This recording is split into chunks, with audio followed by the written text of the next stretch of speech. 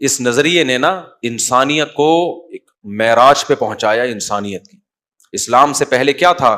جو عظیم چیز نظر آئے اس کو سجدہ کرنا شروع کر دو, اس سے ڈرنا شروع کر دو. اسلام نے بتا دیا جتنی ہے. تبھی دیکھو لوگوں نے سورج کو سجدہ کیا, لوگوں نے چاند کو سجدہ کیا, کسی نے اژدہے کو معبود بنایا, کسی نے آگ کو معبود بنا لیا کہ آگ بڑی قیمتی چیز ہے, آگ کی پوجا بھی ہوتی ہے. لیکن قرآن نے کیا کہہ دیا؟ یہ سارے کیا ہیں؟ تمہارے غلام. کبھی غلام کی تعظیم نہیں کی جاتی. یہ تمہاری تعظیم کریں گے, یہ تمہیں ریسپیکٹ دیں گے.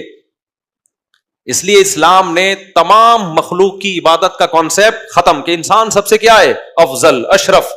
جو اشرف ہوتا ہے, سب سے افضل ہوتا ہے, وہ مخلوق کے سامنے نہیں جھکتا. ساری مخلوق تمہارے تابع. ہاں انسان کو غلام نہیں بنائے گا, انسان سے اپنے سامنے سجدہ نہیں کروائے گا, کیونکہ سارے انسان کیا ہیں؟ ایک جیسے. اسی سے یہ خوب یاد رکھ لو کہ چونکہ ساری کائنات انسان کی غلام ہے, انسان ان کا گروتھ ریشو گھٹا بھی سکتا ہے, بڑھا بھی سکتا ہے اپنے حساب سے, لیکن انسان پر جو حکومت ہے وہ خدا کو ہے. انسان انسانوں کے گروتھ ریشو کو گھٹانے کی کوشش نہیں کر سکتا. یہ جائز نہیں ہے اس کے لیے کہ کتنے انسان دنیا میں آئیں گے میری مرضی سے. نہ نہ نہ نہ نہ, اس پہ کس کی مرضی چلے گی؟ خدا کی مرضی. کیونکہ وہ سب برابر ہیں, جنہوں نے فیوچر میں پیدا ہونا ہے, جو اب پیدا ہو چکے ہیں. تو جو خدا کو نہیں مانتے وہ تو کہتے ہیں نا رزق کے ذرائع کم ہو رہے ہیں تو انسانوں کا ریشو گھٹاؤ. بھائی جس خدا نے بنایا ہے میرے لیے بھی, اگلی نسل کے لیے بھی بنایا ہے. ہم مریں گے, کل اگلی نسل آئے گی. نہ ہمارے ماضی میں کسی کو ہماری نسل روکنے کی اجازت, اور نہ ہمیں اگلی نسل روکنے کی اجازت. کیونکہ انسان کو انسان پر ایسی حکومت نہیں ہے کہ وہ انسان کے لیے اتنے خطرناک قوانین بنانا شروع کر دے کہ انسانوں کا گروتھ کنٹرول اپنے ہاتھ میں لے لے. یہ نہیں ہو سکتا. سمجھ میں آ رہی ہے بات کہ نہیں آ رہی ہے؟ چائنا میں ظلم ہوا نا, کتنے لوگ ہیں جن کو اولاد چاہیے تھی, گورنمنٹ نے پابندی لگا دی 2 سے زیادہ نہیں. یہ ان ماں باپ کے ساتھ ظلم ہوا کہ نہیں ہوا؟ لیکن اب بتاؤ ہیومن رائٹس اور ویمن رائٹس کہاں گئے؟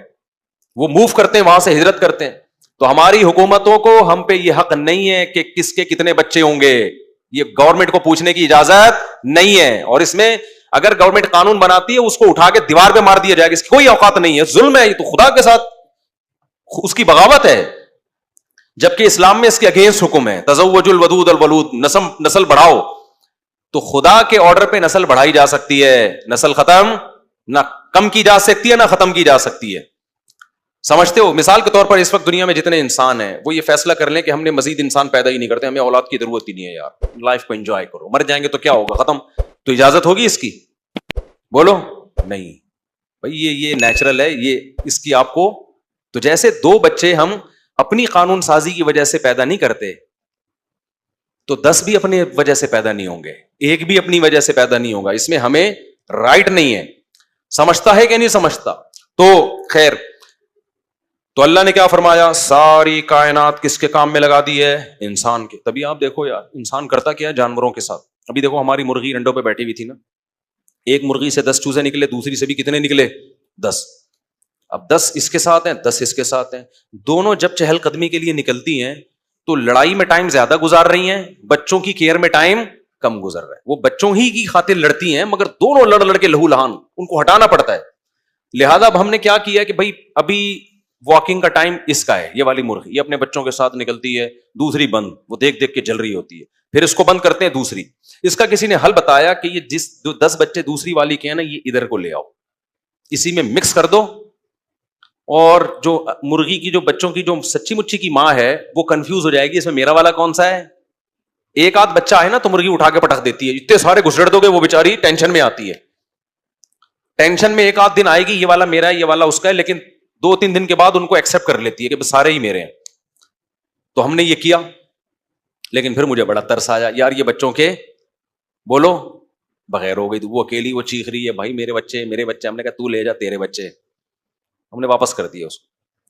لیکن انسان یہ کام کر رہے ہوتے کہ نہیں کر رہے ہوتے؟ مجھے پتا چلا کہ مرغی والے یہ کرتے ہیں, ایک مرغی سے چوزے نکالے پرانی والی کے حوالے کر کے اس کو ہٹا دیا بچوں سے تاکہ یہ دوبارہ جلدی انڈوں پہ آ جائے.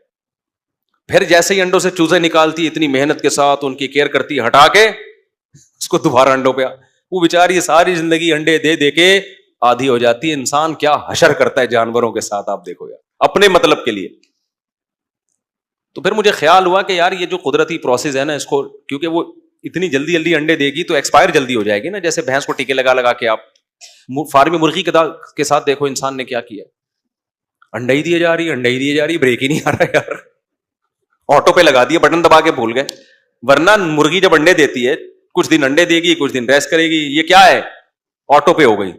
ظاہر ہے مرے گی جلدی پھر یہ، اور کیا. کیسا اللہ نے انسان کو اختیار دیا ہے.